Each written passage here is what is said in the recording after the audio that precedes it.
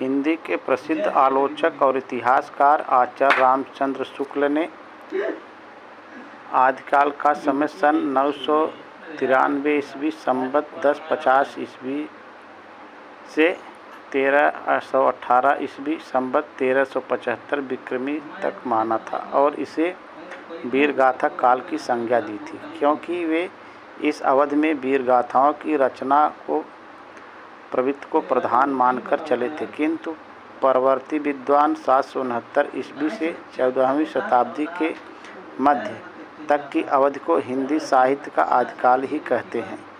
आदिकाल ऐसा नाम है जिसे किसी न किसी रूप में सभी इतिहासकारों ने स्वीकार किया है। भाषा की दृष्टि से हम इस काल के साहित्य में हिंदी के आदि रूप का बोध पा सकते हैं, तो भाव की दृष्टि से हम इसमें भक्ति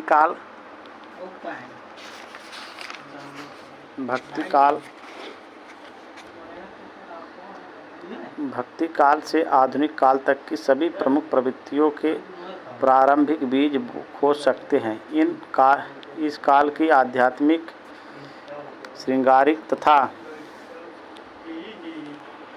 वीरता की प्रवृत्तियों का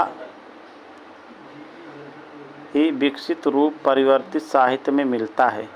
अधिकांश विद्वान हिंदी का प्रथम कवि सराफा को मानते हैं, जिनका रचना काल 769 ईस्वी से प्रारंभ होता है।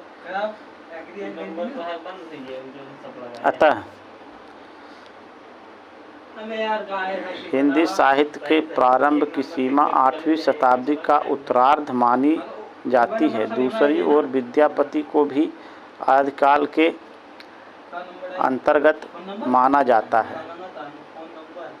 इनका रचना काल 1375 ईस्वी से 1418 ईस्वी तक है। इस दृष्टि से आदिकाल की अंतिम सीमा 1418 ईस्वी निर्धारित की जा सकती है, किंतु इसमें भी संदेह नहीं है कि भक्ति काल में जिन प्रवृत्तियों का विकास हुआ उनकी भूमिका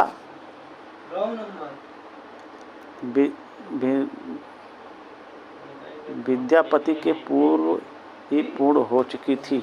अतः विद्यापति को भक्ति काल में रहकर 14वीं शताब्दी के मध्य को आदिकाल की अंतिम सीमा मानना ही समीचीन होगा।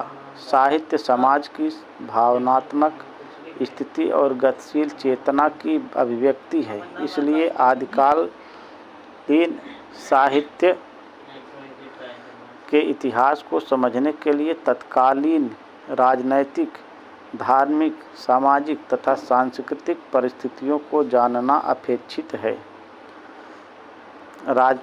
पहला, राजनैतिक परिस्थिति। हिंदी साहित्य का आदिकाल वर्धन साम्राज्य की समाप्ति के समय से प्रारंभ होता है। अंतिम वर्धन सम्राट हर्षवर्धन के समय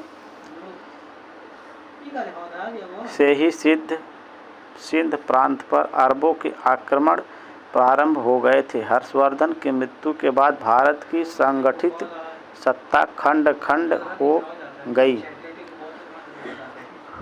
तदंतर राजपूत राजा निरंतर युद्धों की आग में जल गए और अंततः एक विशाल इस्लाम साम्राज्य की स्थापना हो गई। इस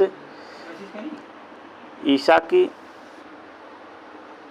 8वीं शताब्दी से 15वीं शताब्दी तक के भारतीय इतिहास के राजनीतिक परिस्थिति हिंदू सत्ता के धीरे धीरे क्षय होने तथा इस्लाम सत्ता के धीरे धीरे उदय होने की कहानी है। आदिकाल के इस युद्ध प्रभावित जीवन में कहीं भी संतुलन नहीं था। जनता पर विदेशी आक्रांताओं के अत्याचारों के साथ साथ युद्धकामी देशी राजाओं के अत्याचारों का क्रम भी बढ़ता चला गया। वे परस्पर लड़ने लगे और प्रजा पीड़ित होने लगी। पृथ्वीराज चौहान, जयचंद आदि की पारस्परिक लड़ाइयाँ अंतहीन कथा बनती गईं। विदेशी शक्तियाँ के आक्रमण का प्रभाव मुख्यतः पश्चिमी भारत और मध्य प्रदेश पर ही पड़ा था। यही वह क्षेत्र था जहाँ हिंदी भाषा का विकास